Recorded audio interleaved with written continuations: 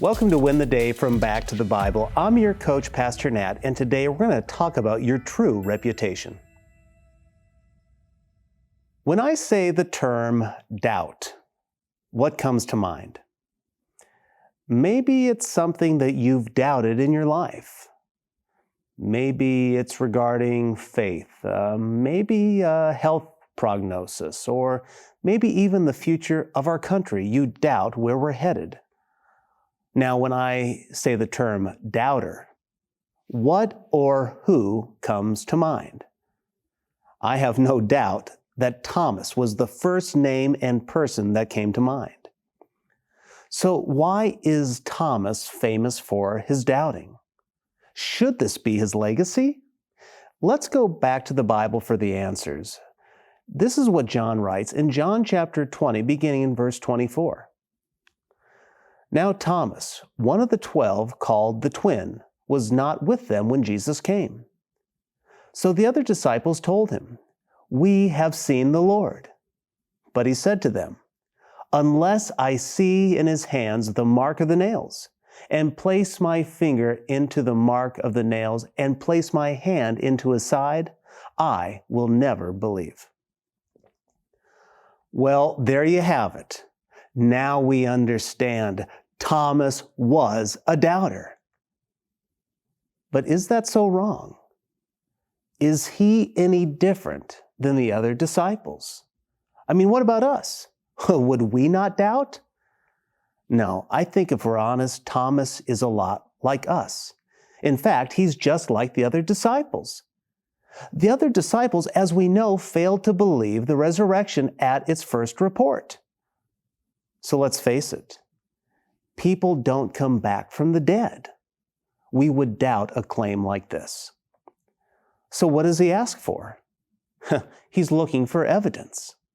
He says, "Unless I see Jesus with the holes in his hands and touch them and touch the wound in his side, I will never believe." So should we label Thomas doubting Thomas? Should his actions dictate a reputation that can never be shed? I don't think so. Remember, Thomas was the one who was willing to die for Jesus back in John chapter 11. It was Thomas in chapter 14 that thought it would be better to die with Jesus than to try and find him later. Thomas was looking for evidence, and I think we should too. Again, think about it. The disciples never had a blind faith. They saw a risen Christ. According to 1 Corinthians chapter 15, Jesus appeared to over 500 people at one time. He appeared to the apostles, to the 12, to James and Paul. James, his half-brother, was a skeptic, but he ended up believing when he saw a risen Christ. Paul was a hater of the church. He hated Jesus, but he had evidence to believe. So what did Paul do? He reasoned with people in the synagogues to prove his claims were true. True faith is a reasonable faith built on evidence. Thomas was not a doubter by reputation, though he did doubt. Because of God's grace, our old reputations are gone.